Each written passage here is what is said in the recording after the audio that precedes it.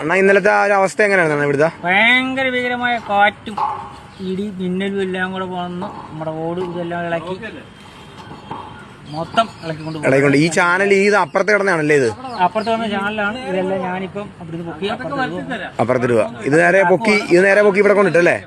കാറ്റിന് ഭയങ്കരമായിട്ട് പറന്നു വന്ന് ഇത് കണ്ടില്ല കിടക്കുന്നുണ്ട്. ഞാനതൊക്കെ ഷൂട്ട് ചെയ്ത് നോക്കി എല്ലാം കിടക്കുന്നു. മൊത്തം ഇളക്കി ഒറ്റ ഫ്രെയിം അവിടുന്ന് മൊത്തം ഇളക്കി കൊണ്ട് എത്ര മണിയായി ചേട്ടാ? എത്ര മണിക്കായിരിക്കും സംഭവിച്ചത്? എത്ര മണിയായി? 2-2:30 അല്ലേ? പിള്ളേരൊക്കെ ഉള്ളതാണല്ലേ? കുഞ്ഞു പിള്ളേരൊക്കെ, കൊച്ചു പിള്ളേര് 1 മാസം 1.5 മാസമുള്ള കുഞ്ഞുണ്ട്. ഓള് വീണില്ല. അത് ദൈവത്തിന്റെ ഫാൻ ഇവിടെ തകർന്ന് മേലോട്ട് പോകുമായിരുന്നു. ഫാനൊക്കെ മേലോട്ട് പോയി ഫാനൊക്കെ. പിന്നെ ഞാൻ നോക്കി കിടന്ന ഫാൻ എന്ത് ചെയ്തു? ആ ഫാനൊക്കെ തകർത്തുണ്ട്.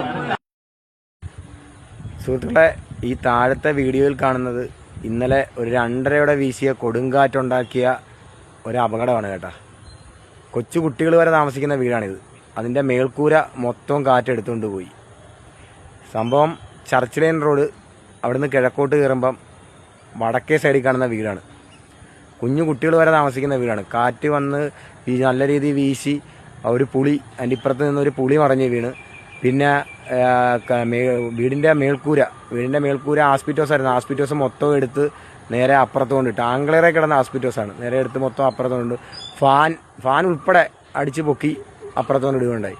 വളരെ ദയനീയമായ അവസ്ഥയാണ്. ദൈവത്തിൻ്റെ ഭാഗ്യം കൊണ്ട് അവിടെ കുഞ്ഞുങ്ങളൊക്കെ ഉള്ളതാണ്. ആ കുഞ്ഞുങ്ങൾക്കൊന്നും ഒരാപത്ത് സംഭവിച്ചില്ല.